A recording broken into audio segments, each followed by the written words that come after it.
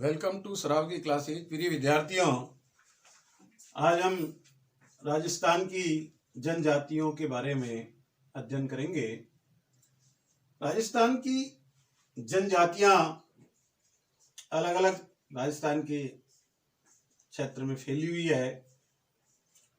सर्वप्रथम हम भील जनजाति के बारे में जानेंगे। भील राजस्थान राज्य की दूसरी प्रमुख जनजाति है जो दक्षिणी राजस्थान में बहुलता से पाई जाती है। भील समाज पितृसत्तात्मक होता है। ये आप समाज सोशियोलॉजी जो पढ़ते हैं तो उसमें मातृसत्तात्मक, पितृसत्तात्मक, यानी कि पितृसत्तात्मक का मतलब जिसमें पिता प्रधान होता है, मुखिया होता है और उसी से उसकी वंश आगे से आगे उत्तरोत्तर चलता रहता है। प्रोफेसर गुहा के मतानुसार भील प्रोटो ऑस्ट्रेलाइड प्रजाति से संबंधित है। प्रोफेसर गुहा ने अपने अध्ययन के अनुरूप इनको प्रोटो ऑस्ट्रेलाइड प्रजाति से संबंधित माना। अब इनके वस्त्र और आभूषण के बारे में यदि हम जानकारी हासिल करें, खोइतू भील जनजाति के जो लोग हैं खोइतू नामक लंगोटी पहनते हैं। यानी कि इनकी जो पहनने की जो स्टाइल है, शैली है लंगोटी की, उसको खोइतू कहते हैं। आम भाषा में खोइतू।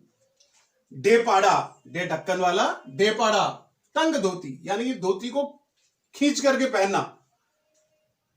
आम आदमी चाहे पूर्व में सभी जातियां धोती पहना करते थे, आज भी पहनते हैं। ब्राह्मण है, जैन है, अन्य जो भी, तो वो उनके जो नीचे लंबाई धोती की पूरी हुआ करती थी और इजी गोइंग पहनते थे। और ये कामकाजी होने के कारण धोती को बिल्कुल तंग कसे हुए रूप में पहनते थे। तो इस प्रकार उस धोती का नाम था डेपाड़ा। कछाऊ, स्त्रियों का जो घाघरा होता था उसको नाम दिया गया कछाऊ। फालू, जैसे अपन आम भाषा में अपन अंगोछा ही बोलते हैं कि भाई अंगोछा देना। अब अंगोछा की जगह इनके जो उस अंगोछे का जो वर्ड यूज करते हैं फालू। कछाव, स्त्रियां कछाव नामक फालू पहनती है। उस फालू में जैसे वहां कछाऊ था तो घाघरा था, और जो इनके अंगोछा था महिलाओं का उसको कछाव कहा गया। आवास, एक्चुअल में भील बिखरी बस्तियों में रहते हैं, यानी कि खुले खुले, एक का मकान यहाँ, एक का अपन जैसे सटा के बना रहे हैं, पास पास बना रहे हैं, बीच में काफी गैप होता था। बिखरी बस्तियों में रहते हैं और इनकी जो झोपड़ियां बनी होती थी उनको कू कहलाती है। झोपड़ियों को कू के नाम से जाना जाता था।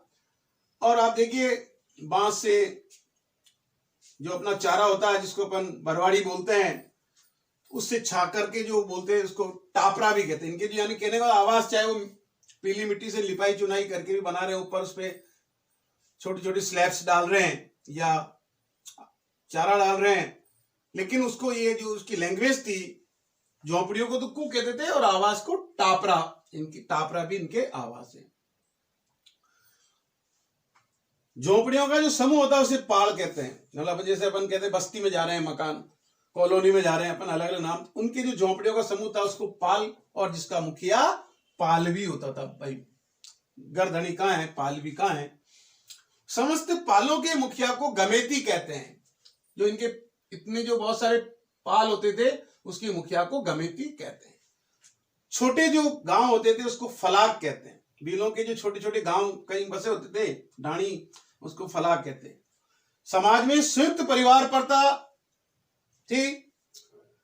परिवार का मुखिया तदवी या बसाऊ के नाम से जाना जाता था। भील बहिर्विवाही व एक विवाह में विश्वास करते हैं। अब यहां प्रिय विद्यार्थी में जोर डालना चाहूंगा, बहिर्विवाही, ये बहुविवाह नहीं है, पॉलीगेमी नहीं है, बहिर्विवाही।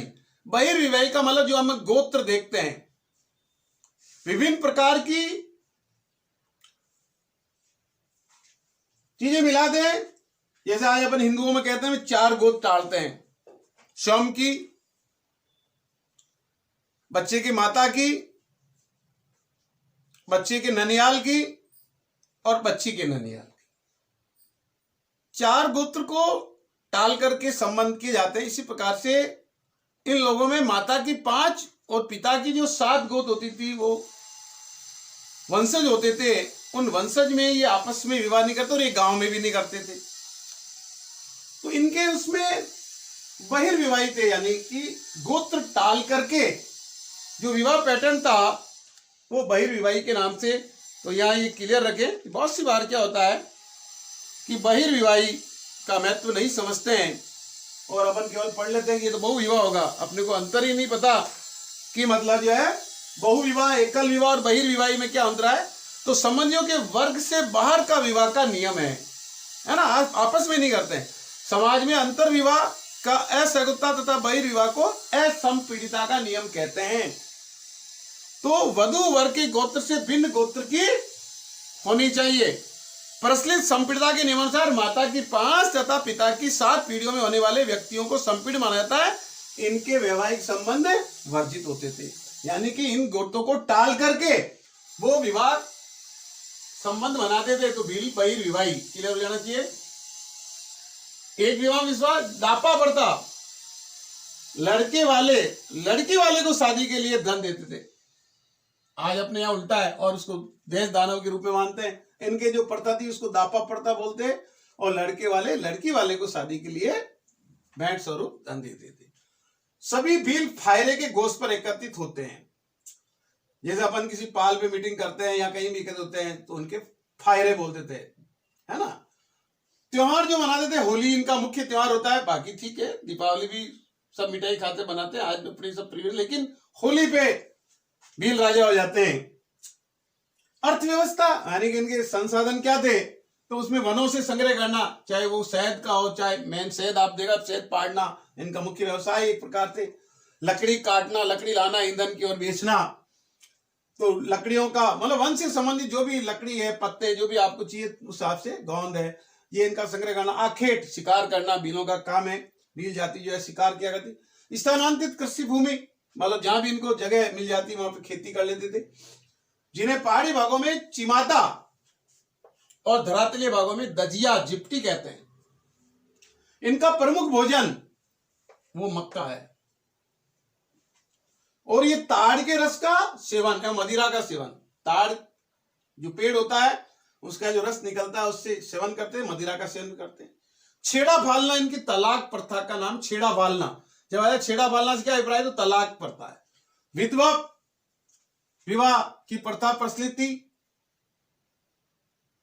फिर भील उदयपुर में सर्वाधिक है, यानी जब आप पूछे राजस्थान में सर्वाधिक भील कहां पाए जाते हैं, उदयपुर, जयपुर, जोधपुर, बाड़मेर, तो आपको उदयपुर को राइट करना है। बाकी जो और अन्य स्थान पे बांसवाड़ा में होते हैं, डूंगरपुर में होते हैं, भीलवाड़ा में होते हैं, सिरोही में होते हैं, जो अपने अजमेर जिले में भी है। तो लेकिन सर्वाधिक की बात आती है तो उदयपुर। तो इस प्रकार से भील जनजाति की ये सामान्य जानकारी थी। अब सेकंड पे आते हैं, शहरिया जनजाति। सर्वाधिक पिछड़ी जनजाति है। ये राजस्थान के 12 जिले की शाहबाद और किशनगंज जो तहसील है वहां पे पाई जाती है। इनके गांव सहरोल व सहराना कहलाते हैं और इनका जो मुखिया होता है उसको कोतवाल के नाम से कहते हैं। अपन गांव में जो मंदिर वगैरह वहां पिया जी के थान पे होता है ना, कोतवाल है, पोपा है, तो इनके जो मुखिया होता है उसको कोतवाल के नाम से जानते हैं। विवाह वयस्क अवस्था में, यानी कि वो जो 18-21 का नियम है उसकी पालना करते हैं, यानी बाल विवाह के ये विरोधी एक प्रकार से। बहु विवाह इनमें होता है शहरी जाति में। घरों को टापरी कहते हैं। इनके जो घर होते हैं बांस के खपच्चियों से जो मिलके बना, जैसे भी मतलब बनते हैं, लेकिन उनको टापरी कहते हैं। झोपड़ियों को गोपना, इनकी जो झोपड़ियां होती है शहरी जनजाति की, गोपना, कोरवा का टोपा, और इनकी जो मेन संस्था होती है वो पंचायत होती है। और जो सबसे बड़ी पंचायत है उसका नाम है चौरासिया पंचायत। क्या पंचायत है? शहरी जनजाति की चौरासिया पंचायत जो सबसे बड़ी है। और वाल्मीकि मंदिर सीताबाड़ी में कोई भी इनका आयोजन वहां होता है। युगल नृत्य यानी कि महिला और पुरुष दोनों मिलके नृत्य करते हैं। विधवा विवाह, नाता प्रथा ये प्रचलित है। स्त्रियों में गुदवाना, जो अपन मेलों में नाम वगैरह जो लिखा है हरे रंग की शाही से, तो ये स्त्रियों में तो इनका, लेकिन पुरुषों में ये गुदवाना वर्जित है।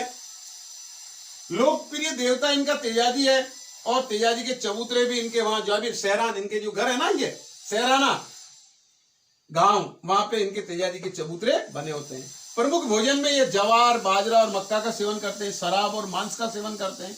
तीसरी जनजाति गरासिया जनजाति, जो तीसरी बड़ी जनजाति भी है, जो स्वयं बताते हैं कि चौहान राजपूतों से हम संबंध रखते हैं, वहां से निकले में। इनका क्षेत्र दक्षिण राजस्थान है, और उदयपुर में ये गरासिया सर्वाधिक पाए जाते हैं। सिरोही में इनका सर्वाधिक जमाव है। जमाव का मतलब एक साथ जो रह रहे हैं। बाकी वहां पिछले में तो काउंटिंग में तो उदयपुर आ गया, लेकिन जो सिरोही है वहां जमाव है जगह ढाणे में, जैसे, और फिर जो गोगुंदा, पिंडवाड़ा, कोटड़ा, इस जगह पे जो है आबू रोड, पाली में बाली क्षेत्र है ना, और मूल आबू रोड का भाकर जो क्षेत्र है, आबू रोड पाली में बाली क्षेत्र का भाकर क्षेत्र, मूल क्षेत्र इनका आबू रोड का भाकर क्षेत्र है। पितृ सत्तात्मक मोर बांधिया विवाह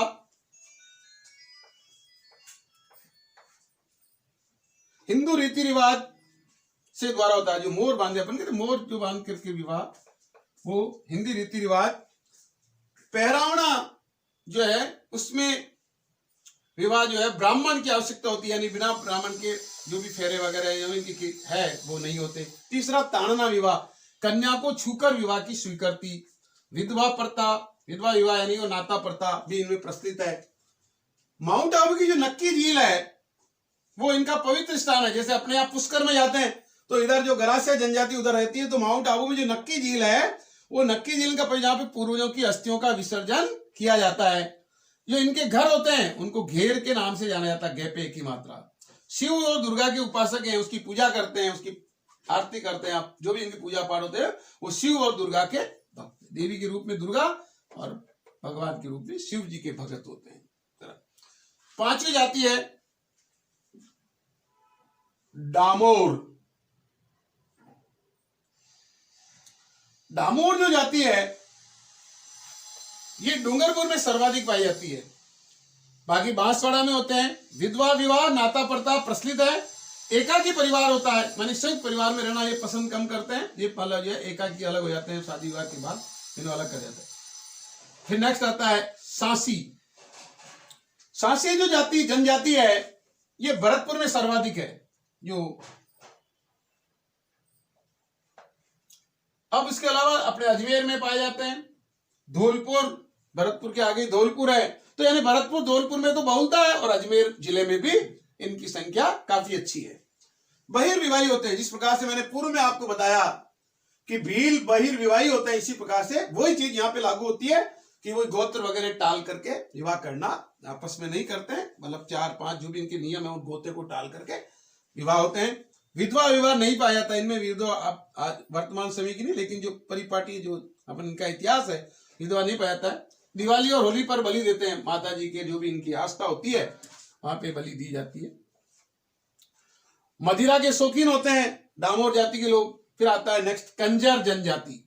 कोटा बूंदी झालावाड़ में कंजर जनजाति का बाहुल्य क्षेत्र है। हाड़ौती का मतलब कोटा बूंदी और झालावाड़, और इवन 12 भी मानना हो तो कोटा बूंदी झालावाड़। चोरी और डकैती करना इनका मेन काम होता है। पटेल इनकी प्रमुख पटेल होता है। पाती मांगना, या पाती मांगना का वाला हिस्सा नहीं है, ये मन्नत मांगते हैं जाके अपने जो इनका इष्ट देव होता है, तो वहां इष्ट देव को जाकर के कि भाई आज हम चोरी करने में सफल हो जाएं, ऐसा मतलब ये इनकी मन्नत मांगते हैं, तो इसको पाती मांगना बोलते हैं। वहां क्वेश्चन आ जाए पाती मांगना से अभिप्राय है, तो आप बंटवारा में राइट मत करना, वहां ये होगा भाई ये अलग अलग ऑब्जेक्टिव मल्टीपल क्वेश्चन आंसर दिए होंगे, आपको एक राइट करना, तो पाती मांगने से मतलब मन्नत होगी एक प्रकार। फिर आती है मीणा जनजाति।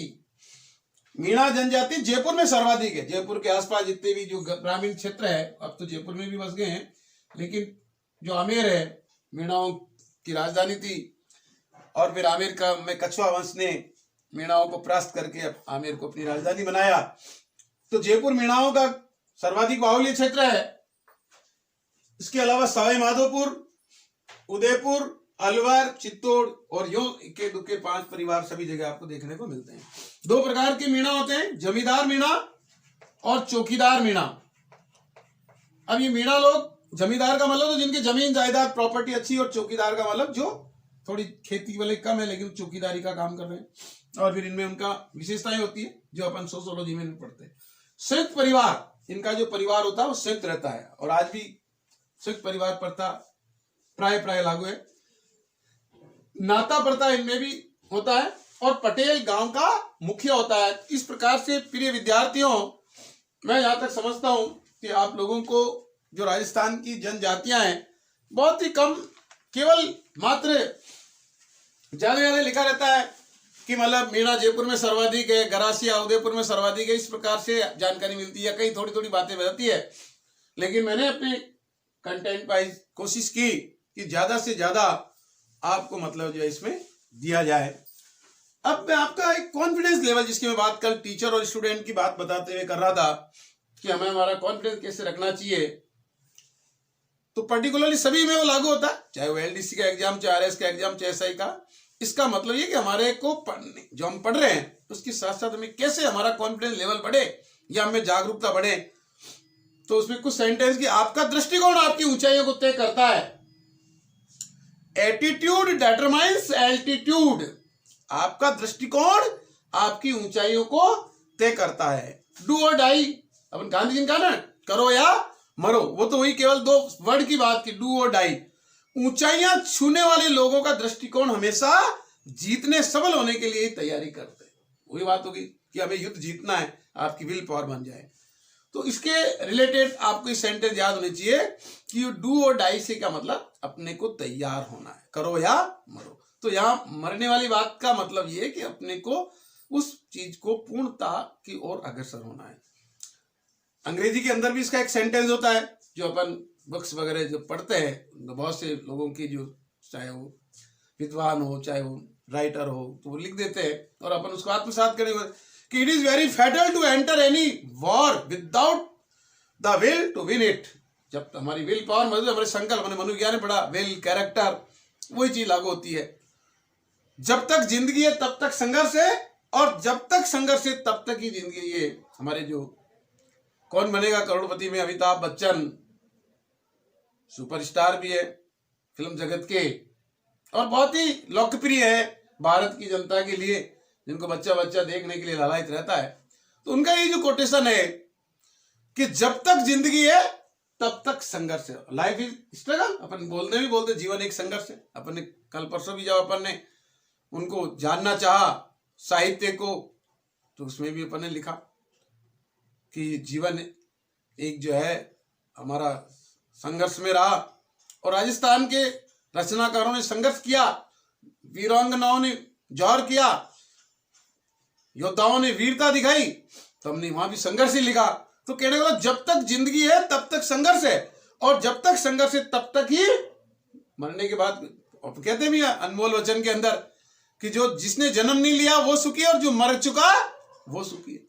जन्म से लेकर मृत्यु तक तो संघर्ष ही संघर्ष है। अब आपको कैसा संघर्ष करना है वो अपन को देना। तो यहां ये हमारा कॉन्फिडेंस लेवल वाली बातें हैं कि जो आपके एटीट्यूड को, चाहे वो रिट के एग्जाम की तैयारी करने वाले हो, चाहे पटवारी की तैयारी करने वाले हो, चाहे एलडीसी की, चाहे आरएस की, कि इन चीजों से हमें हौसला अफजाई होता है। अब ये तो ही आपकी बस बात है। अब अपने आप को, अपने को परखना है कि इन चीजों से, कि भाई अपन जो है, तो अपन क्या करते हैं परीक्षा में, अपन देखते हैं, सुनते भी हैं, और हम तो इस फील्ड से गुजरे हुए हैं। तो मैं आपको कुछ हंसी भी आएगी कि तैयारी नहीं हुई है तो पेपर नहीं देना है। बहुत सी बार अपन फार्म तो भर देते हैं, चाहे अपनी मेहनत के पैसे हो चाहे घर वालों के हो, 500-1000 की कीमत नहीं समझेंगे, फार्म भर देंगे, लाइन में लग जाएंगे। तो परीक्षा का कॉल लेटर आ जाता है, ये एडमिशन लॉट अपलोड की बात आती है, बोले यार तैयारी नहीं, रहने दो, निकालने 10 रुपए और लगेंगे। मोबाइल पे है तो देख लेते हैं, किसी को स्मार्टफोन ही नहीं हो तो क्या देखेगा। तो यानी कि उनका एटीट्यूड क्या हो गया, रण छोड़ दास, 1-2 वर्ड में, कि पेपर की तैयारी नहीं है इसलिए परीक्षा नहीं देनी है, ऐसे लोगों को हम क्या उपमा देंगे? रणछोड़ दास। अब दूसरे वर्ग के कैसे लोग होते हैं? तैयारी नहीं हो रही, पेपर तो दे देंगे, क्या पता तुक्का लग जाए, जो अपने भाग्य के भरोसे हो जाते हैं। तुक्का राम, उनको हमने संज्ञा दे दी तुक्का राम। ऐसे भी होते हैं जो तुक्का राम है कि जबरदस्ती पढ़ाई भी नहीं की, पेपर भर दिया, इसलिए देने तो जाएंगे, कोई बात नहीं, 100 रुपए किराया लग रहा है। ऐसे लोगों को निक नेम दिया तुक्का राम। तीसरे प्रकार के, मेहनत कर रहा हूं पर पता नहीं क्या होगा, किस्मत में हुआ तो पास हो जाऊंगा, वो है किस्मत राम, जो राम भरोसे कहते ना, नाम दे देते अपन बहुत, इसका नाम है राम भरोसे। तो ये किस्मत राम है, मैंने अपना नाम उसमें और जोड़ दिया, राम भरोसे। तो ये राम भरोसे खेती है। चौथा जो है कि मैं अपनी पूर्ण तैयारी कर रहा हूं, कैसा भी प्रश्न पत्र आए मैं तो पूर्ण रूपेण तैयार हूं, फिर मैं फेल क्यों होऊंगा, ये विल पावर को शो करता, दृढ़ निश्चय है, दृढ़ संकल्पी है। और ऐसे विद्यार्थियों की जरूरत है वर्तमान समय को। विद्यार्थी सारे रहेंगे, लेकिन कहने का मतलब जिन्हें सफल होना है उनको विल पावर स्ट्रांग रखनी पड़ेगी, दृढ़ निश्चय होना पड़ेगा, दृढ़ संकल्प भी होना पड़ेगा।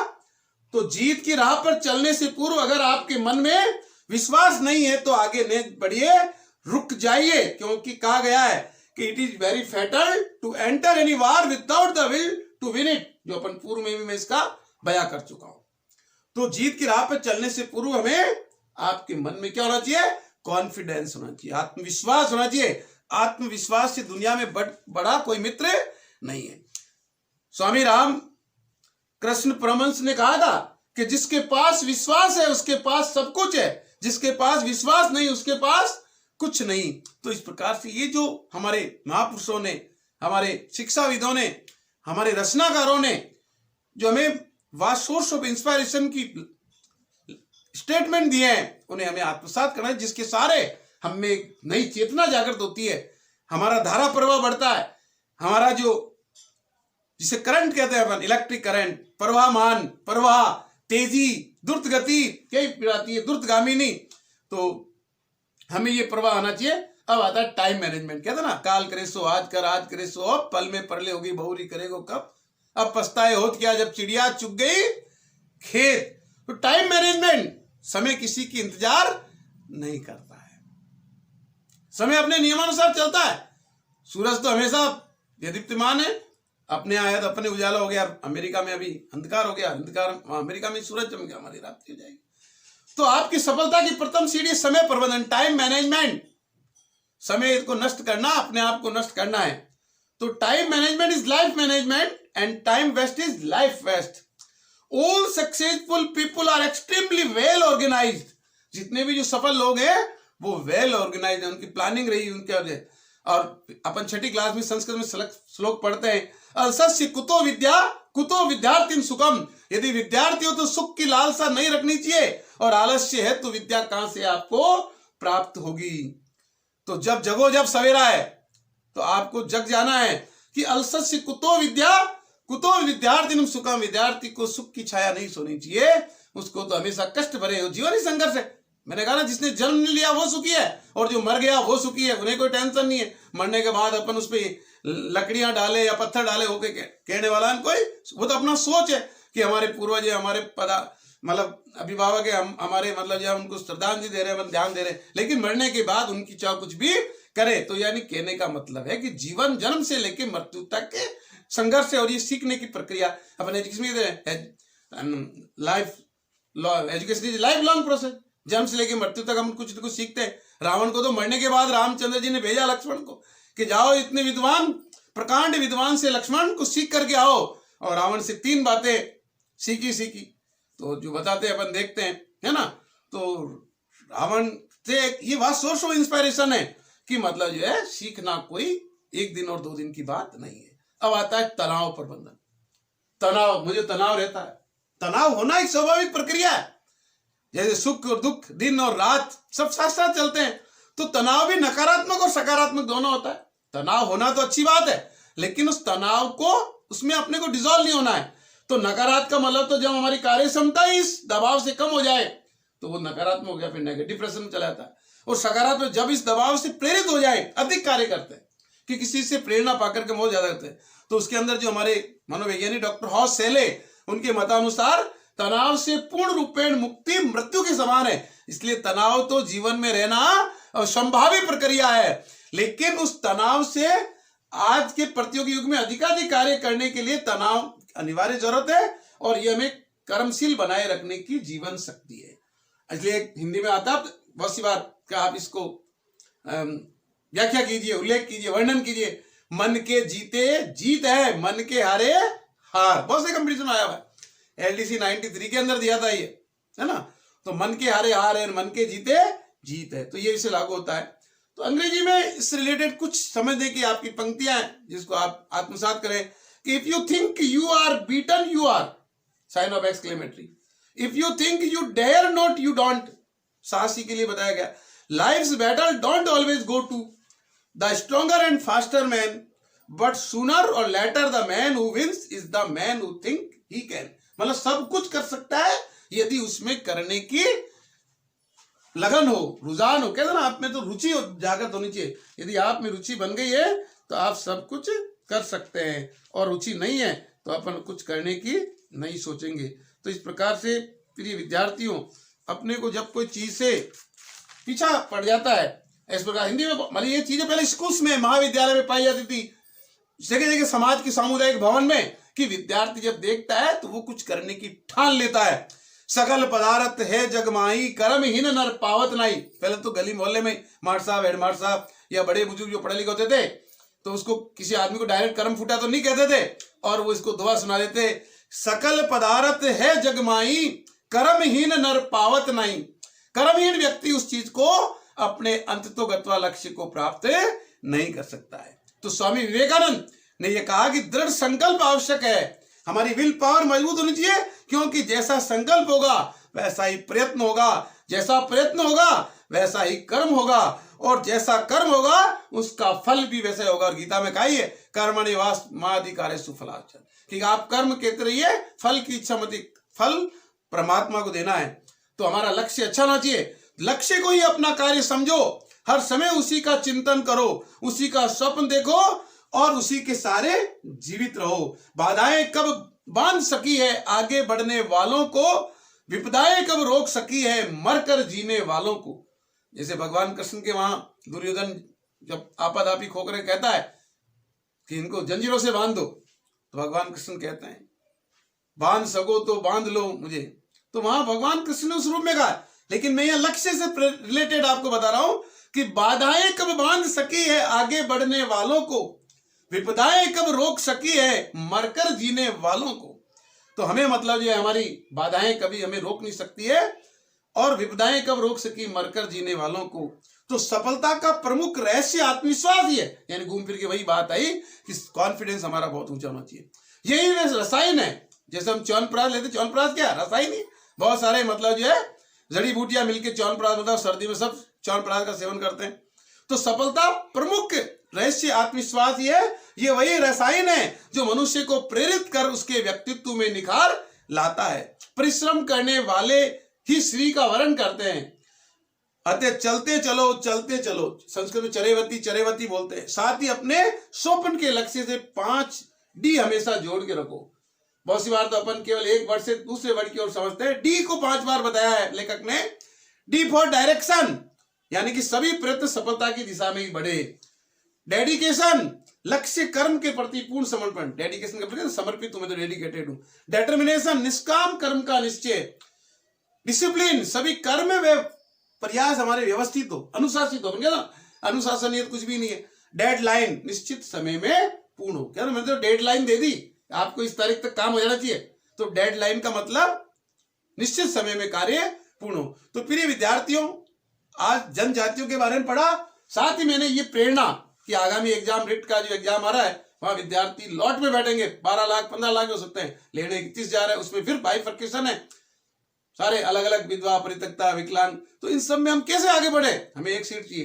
तो विल पावर हो, आपको कंसेप्ट क्लियर हो, आप सब एक चीज को पढ़े, तो आप ज्यादा से ज्यादा इस वीडियो को पॉजिटिविटी, और मेरा तो बार बार ये रहता है कि शेयर करने के प्रयास, जिससे कि अपन पढ़ रहे हैं, मैं पढ़ा रहा हूँ और आप पढ़ रहे हैं, और बहुत से आपके भाई बहनों को पता नहीं हो तो उसको जानकारी देने से उनको भी उसका लाभ मिले। और ये तो कंपटीशन का युग है, आपको अपनी सीट बचानी, दूसरों को अपना, और जो अपने अपने फील्ड के होते हैं तो उसको, इसलिए आप इसको ज्यादा से ज्यादा लाइक करें, सब्सक्राइब करें, जिससे और मनोबल बढ़ करके मैं आपके कंटेंट जुटाने में अग्रसर हो सकूं। धन्यवाद।